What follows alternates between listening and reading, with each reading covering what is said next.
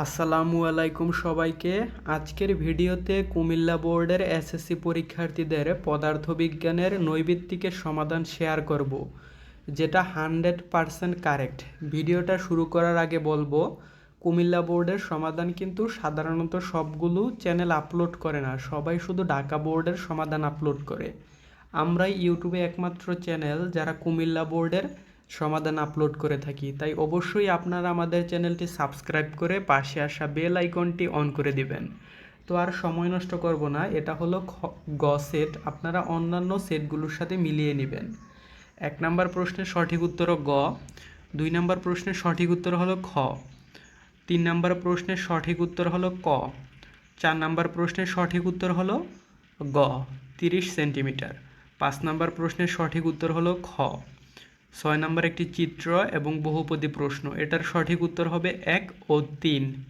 তারপরে আমরা যদি দেখি 7 নম্বর প্রশ্নের সঠিক উত্তর হলো ক, 8 নম্বর প্রশ্নের সঠিক উত্তর হলো 1 ও 3, 9 নম্বর প্রশ্নের সঠিক উত্তর হলো খ, 10 নম্বর প্রশ্নের সঠিক উত্তর হলো ক বোরন, 11 নম্বর প্রশ্নের সঠিক উত্তর হলো রেডিওথেরাপি।